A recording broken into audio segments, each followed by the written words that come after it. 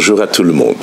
Dans cette série de parents et professeurs, il y a un petit élément important que chacun d'entre nous le sait, mais malheureusement, vous savez comment c'est, on le sait dans un domaine, mais on ne le sait pas toujours dans tous les domaines, parce que notre manière d'aborder les choses n'est pas toujours d'une manière universelle. Nos sages nous racontent dans le Midrash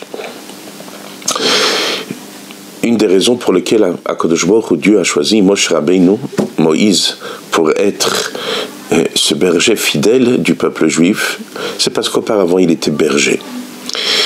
La même chose pour le roi David. Mais qu'est-ce qu'il y avait de particularité lorsqu'il était berger? Ça ne manque pas des bergers sur terre. Sa particularité, c'est sa manière de s'occuper de chacun.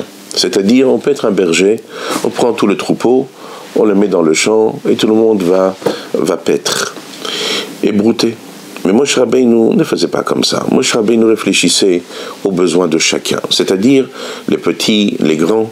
Les petits, s'ils vont arriver lorsque les autres ont déjà brouté, ce qui va rester, c'est ce qui va se retrouver dans la terre. Ils auront du mal à pouvoir manger. Ils ont besoin de quelque chose de facile à manger, quelque chose qu'avec leur bouche, ils sont capables de prendre. C'est-à-dire, Moshe Rabbeinu s'inquiétait et réfléchissait selon l'identité de chacun. Une des choses qu'aujourd'hui nous avons dans la vie que nous vivons dans l'éducation, surtout dans ces endroits-là, on ne parle pas des parents, mais on parle dans cette relation de parents-professeurs lorsqu'un enfant se trouve dans un établissement. Nous savons bien que, d'une manière générale, la base est l'âge. C'est-à-dire, un enfant de 5 ans, il est dans telle et telle classe, un enfant de 6 ans est dans telle et telle classe. Il y a une différence fondamentale entre les générations d'avant et les générations d'aujourd'hui. Avant, on vivait dans des ghettos, ou dans le monde ashkénaze, ce qu'on appelle le petit shtet, le petit village. Et lorsqu'on vivait dans un ghetto, ou on vivait dans notre petit village, celui-ci de telle ville, de tel et tel endroit, tout était facile. Tout le monde se ressemblait, et tout le monde avait plus ou moins la même identité. Évidemment, on était tous différents, comme disent nos sages. Nos visages sont différents, nos esprits sont différents. Mais d'une manière générale, il y a ce qu'on appelle un point commun de la collectivité, comme d'une manière générale que Dieu il a fait, que si un enfant il a 5 ans, les enfants de 5 ans se ressemblent.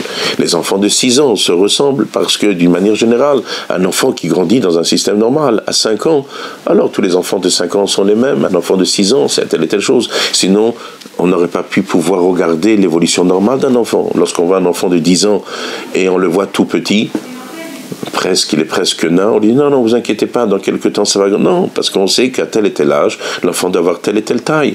À tel et tel âge, il doit avoir un tel et tel développement de l'esprit. Et ça, c'est d'une manière globale et générale. Mais aujourd'hui, cette notion-là cette démarche globale et générale va nous causer du tort. Pourquoi? Parce que le professeur, lorsqu'il va aborder l'enfant, il va penser que tous les enfants en face de lui sont pareils. Mais il y a une différence fondamentale. Essayez de vous imaginer lorsqu'un enfant arrive dans une classe, mais Baruch Hashem, il vient d'une maison organisée. Il vient d'une maison où les parents sont calmes. Les parents, comme on a vu, la notion du cèdre, l'organisation, elle est dans ces 3 dimensions, l'horizontale, le vertical, à l'intérieur de ça même, ce qu'on appelle la cause et la conséquence. Il vient d'une manière plus ou moins organisée, comme il faut.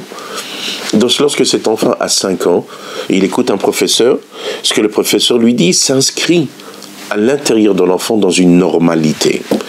Mais aujourd'hui, il faut savoir que malheureusement, les choses ne sont pas si simples. Je ne vous parle même pas lorsque les parents ont fait Teshuvah dernièrement et ils ont mis leurs enfants, ils ne savent pas comment ça fonctionne, ou à plus forte raison si dans la maison, il y a des notions différentes dans le comportement, sans parler, si Shalom, que Dieu nous protège, qu'à l'intérieur de la maison, il y a des difficultés. Essayez de vous imaginer quand cet enfant arrive, mais il a 5 ans comme tous les autres enfants. Il est habillé comme tous les autres enfants, mais dans son esprit, il n'est pas là. Comme disait le rabbi précédent, l'âge d'un enfant, l'âge d'une personne n'est pas ce qui est écrit dans son passeport. L'âge d'une personne, c'est ce qu'il est véritablement, le niveau qu'il a atteint. Donc aujourd'hui, nous les professeurs, nous les parents, lorsqu'on voit un enfant. Alors, je ne vous parle pas de ce que Shlomo HaMelech dit, Chanoach lanar al pi darko, qu'un enfant, chacun est différent, tel et tel enfant est relié avec telle et telle dimension, tel enfant est relié avec telle et telle dimension. Ce n'est pas de cette partie-là que je voudrais vous parler aujourd'hui. Je vais vous parler d'autre chose, sans rentrer dans la différence de chaque enfant, parce que un a une attirance particulièrement dans tel et tel domaine, les mathématiques, c'est-à-dire tout ce qui est raisonnement, l'autre va être attiré dans une notion plus du BLP, du par cœur. Je ne suis pas rentré dans cette partie-là. Ce que je vous parle, c'est dans un autre élément, l'identité de la personne. C'est-à-dire cet enfant qui vient aujourd'hui a des lacunes. Il a 5 ans, certes, il est dans la même classe que l'autre qui a 5 ans, certes, mais il n'est pas au même niveau. Il y a du retard à l'intérieur de lui. Et le travail de l'enseignant est de comprendre cette nuance. Et c'est pour cela que tout ce que nous sommes en train de parler, c'est selon l'identité de chacun. C'est pour cela qu'avec un enfant, lorsqu'on va lui dire une chose, il va entendre, il va même comprendre, il va même être capable de refaire. Il peut avoir une personne en face de nous, qu'on lui parle, il peut comprendre, mais il n'est pas capable de refaire. Il peut avoir un autre cas, on lui parle, il ne comprend même pas. Il peut avoir encore un cas encore pire que cela. Il croit qu'il a compris et il n'a rien compris. Et encore un autre cas, celui qui n'écoute même pas. Tous ces nuances-là vont se trouver dans ces enfants de 5 ans. Ils sont tous dans la même classe.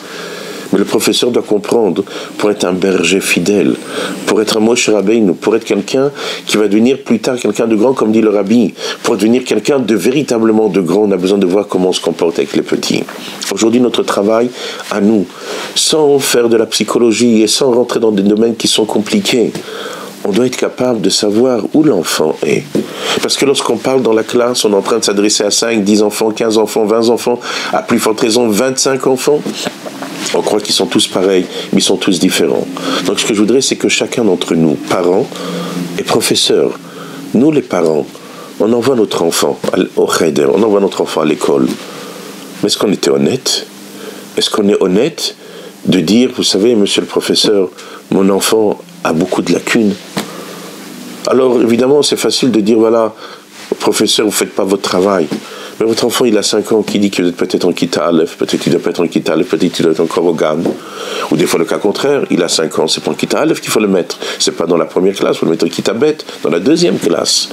Mais chacun d'entre nous doit comprendre qu'on a un devoir, selon l'identité de chaque enfant. Et comme je vous ai dit, je ne vous parle pas maintenant des nuances, parce qu'on a tous des tendances différentes. Je parle au niveau de la construction pure, simple et claire. À 5 ans, on doit avoir un certain niveau. À 6 ans, on doit avoir un certain niveau. Il y a des règles. Et lorsque notre enfant a 5 ans, est-ce qu'il a le niveau de 5 ans? Est-ce que notre enfant, il a 6 ans? Est-ce qu'il a les règles d'un enfant de 6 ans? Lorsque vous prenez un traiteur, lorsque vous prenez n'importe quelle chose, il y a des règles. C'est 100 grammes de viande. C'est 120 grammes de viande. Pour un petit enfant, c'est une portion de 80 grammes de viande. Il y a des règles. Il y a des règles. Et lorsqu'on est en train de parler d'un enfant de 5 ans, c'est un niveau. Et si l'enfant a des lacunes, alors le professeur doit comprendre qu'ici, le travail n'est pas le même. On ne peut pas se contenter de jeter un mot, et ce mot-là va s'adapter à tout le monde. Non, parce que ce mot-là, le mot qu'on va dire, est adapté pour un certain niveau. Même si tous les enfants sont dans la même classe, mais ce même-là, nous ne sommes pas Hachem, qu'on dit un seul mot, Shamor, et Dieu il a dit Shamor vezachor bedibur echad, les deux dans le même mot, et on a réussi à les entendre. Mais ça, c'est Hachem qui peut le faire. Nous, on n'est pas à ce niveau-là.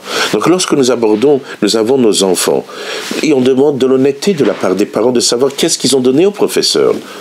Et ça, c'est quelque chose d'important parce que les parents doivent être honnêtes. Honnêtes avec le professeur, dire, cher parent, cher professeur, on vous a donné notre enfant, il a 5 ans, oui, mais il n'a pas le niveau de 5 ans.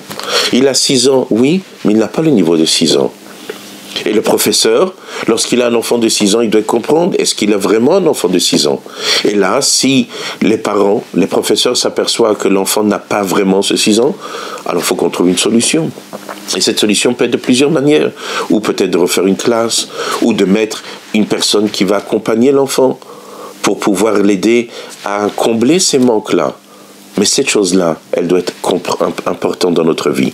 Donc ce que je voudrais vous parler, ou ce que je vous ai parlé aujourd'hui, c'est de vous faire comprendre, c'est que tout ce que nous faisons doit être selon l'enfant, et pas alpidarko de ce que Shlomo Ameler dit, qu'on verra ça dans un autre cours, Bezrat Hashem, mais de comprendre qu'un professeur, lorsqu'il enseigne à un enfant, il doit être capable de comprendre, lorsqu'il parle, est-ce que cet enfant a véritablement le niveau? Et ne pas essayer de se décharger en disant, ah, il n'a pas de niveau, alors ça m'est égal. Il y a un problème, il faut qu'on s'occupe de cela, que ce soit de la part des parents ou que ce soit de la part des professeurs, il faut qu'on fasse ce qu'on a besoin de de faire. Alors que Dieu fasse Bezrat Hashem, mais rappelons-nous, de la même manière que nous comportons, nous, avec les autres, Akadosh Baruch Hu se comporte avec nous. Et lorsque chacun d'entre nous va faire attention à l'autre comme il faut, Akadosh Baruch Hu fera attention à chacun d'entre nous et il s'inquiétera de ce que nous avons besoin. Et rappelons-nous, l'exemple le plus grand de cela, c'était la manne. Chacun mangeait quelque chose, mais Akadosh Baruch Hu il a dit, tu goûteras ce que tu as besoin de goûter, ce que tu as envie de goûter. Parce que ça, c'est ce qu'on appelle le vrai lechem min hashamayim, le vrai pain du ciel. Alors ici-bas sur terre, c'est difficile, on ne peut pas donner une seule chose qui a tous les goûts, mais on est là pour faire comprendre que nous sommes là pour donner à chacun ce qu'il a besoin. Alors que Dieu fasse Bezrat Hashem, que bientôt, on pourra tous goûter de ce pain du ciel, de la main d'Akadosh Baruch Hu. Amen, Keni Ratzon.